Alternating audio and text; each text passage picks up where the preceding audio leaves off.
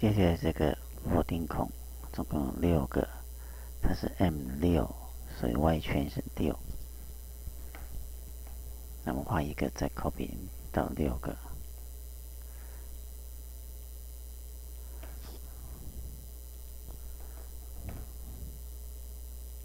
先选择圆点中心点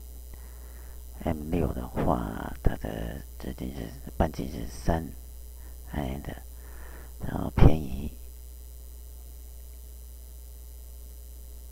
指定偏移是1，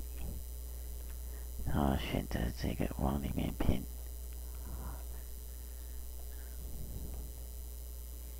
接下来点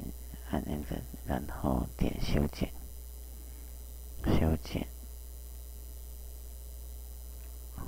把这个修掉，再旋转，这边旋转，选取物件，按 Enter， 指定基准点中心点，按到20度，20，好，然后再把这个改成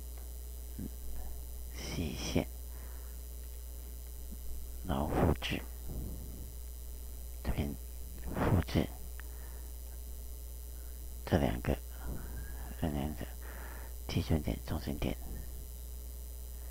到这里。